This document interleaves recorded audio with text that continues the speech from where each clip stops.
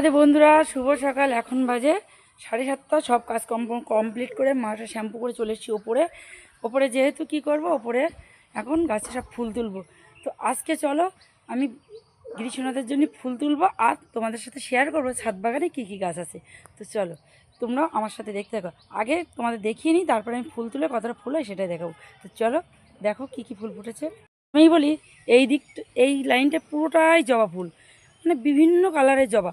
আমি কিন্তু জবা কিন্তু আমার গ্রীষ্মনাথের চরণে দিই না বলতে গেলেই চলে একদম। এই লাইনটায় সবই আছে নাকচাপা। দেখো, কাঠগোলাপ আর নাকচাপা, যেটাকে নাকচম্পাও বলে অনেকে। এদিকে আচ্ছা, এদিকে আছে দেখো বেল ফুল আর গন্ধরাজ, আর এদিকে আছে গোলাপ ফুল। আর এই দেখো কত সুন্দর বেল ফুল ফুটেছে, এখনও সিজন এসে পারিনি। এই যে বেল ফুল, এই যে অ্যালামুন্ডা ফুটেছে, আর এই যে নাকচম্পা। এদিকে কিন্তু দেখো গন্ধরাজ গাছেও ফুটেছে গন্ধরাজ। এত কুড়ি মানে বুঝতেই পারছি না এর পাতা কোথায় কুড়ি কোথায়। এটা গন্ধরাজ। আর এদিকে জবা দেখো কত বড়, ভেতরে যেতে হবে। এই দেখো জবা, কত ধরনের জবা। এদিকে আছে কাঠমল্লিকা, আচ্ছা এদিকে আছে কাগজি ফুল, এদিকে আছে লক্ষ্মী জবা। দেখো এখানে আছে কিন্তু জাম গাছ। গত বছরে কিলোখানিক মতন জাম ধরেছিল, এবার মনে হচ্ছে বেশি হবে, মানে প্রচুর বোল এসছে জামের। দেখা যাক গিরিধারী কী করে। এদিকে একটা হাসনাইনা গাছ আছে, এদিকে দেখো এদিকে টগর। তো কিন্তু আমাদের গিরিধারীর ছাদ বাগানে টগর ফোটা পুরো মানে শুরু হয়ে গেছে একদম। খুব সুন্দর টগর ফুটেছে দেখো। আর এখানে চন্দ্রমল্লিকা আছে। এখানে দেখো একটা কুমড়ো গাছ, মানে আমি সবজির খোসা দিয়ে দিই তো গাছের গোড়ায়, কুমড়ো গাছটা কত বড় হয়েছে দেখো তো।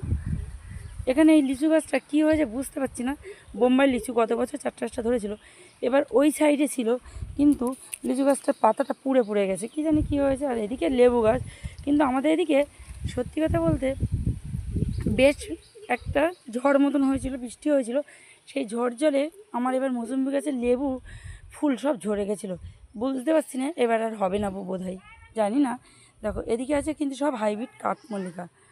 এখানে আছে এই দেখো নয়নতারা। আর এদিকে দেখো করবি ফুলে গাছ ভেঙে পড়ছে, ওই দেখো এখনই তুলে নেবো কিছু।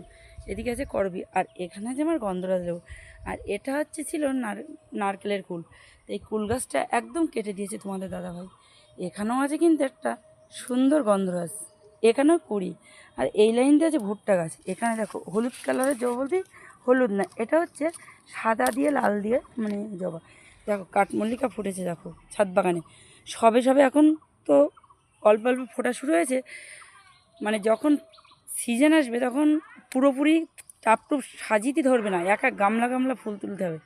এদিকে ভুট্টা গাছ, আর এদিকে দেখো সব কাঠমল্লিকা, কিন্তু যেহেতু আমার গোপালের কাজে লাগে কাঠমল্লিকা।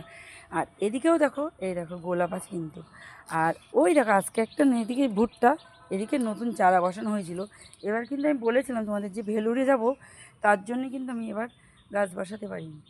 আর পরে গিরিধারীর দিদি এনে দিয়েছিল, তা বেশি বড় হয়নি, ছোটো ছোটো ফুল হয়েছে। এই সাইড দিয়ে সব লাইন করে ভুট্টা গাছ লাগানো আছে। এই যে ভুট্টা এখানেও আছে কিন্তু, এই যে অ্যাডেনিয়াম, ওই যে নাকচম্পা, আর এগুলো আছে অ্যালামুন্ড আছে, চন্দ্রমল্লিকা আছে।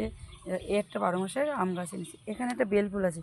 সবথেকে সুন্দর জিনিস কী জানো, এই দেখো এগুলো হচ্ছে স্থলপদ্ম গাছ। এই লাইনটায় আছে স্থলপদ্ম।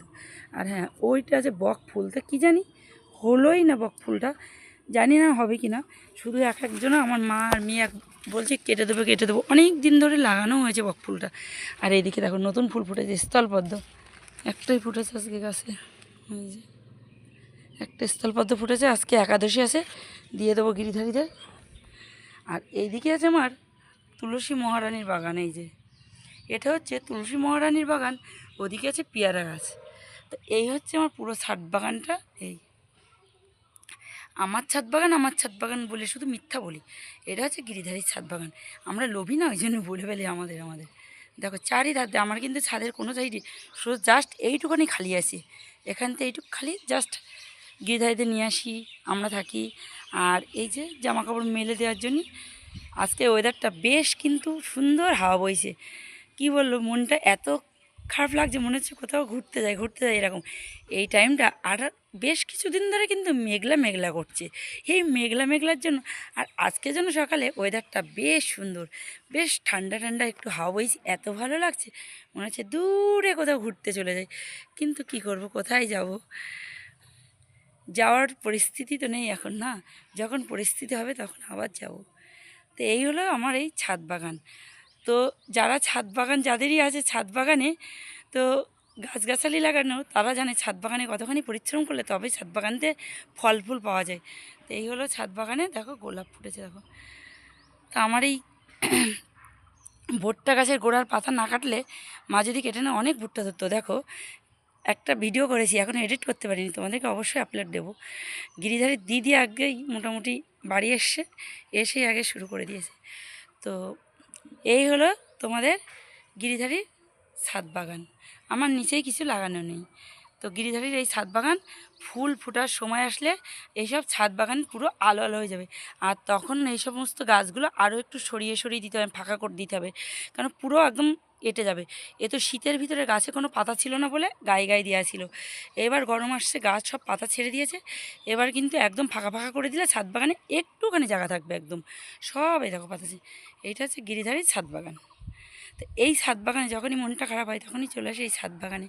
কী করব, কোথায় যাব, এখানেই আসি মনটাকে একটু ভালো করে নিই। তা আমার মতন তোমরা কারা কারা আছো যে ছাদ বাগানে আসলে একটু মনটা ভালো হয়ে যায়? আসলে সবুজ প্রাকৃতিক জিনিস দেখলে কিন্তু মনটা এমনিই ভালো হয়ে যায়। তো চলো বন্ধুরা, অনেক গল্প হলো, এখন ফুল কটা তুলে নিই, দেখা যাক কতটা ফুল হয়, তারপর তোমাদের ফাইনালটা দেখাচ্ছি। যেহেতু আজ কিন্তু আবার একাদশী আছে, তো যথারীতিভাবে আমার স্নানের পর্ব কমপ্লিট হয়ে গেছে, গিরিধারীতে জাগানো কমপ্লিট হয়ে গেছে। এবার আবার দুপুরে গিরিধারীদের পুজো দিতে হবে।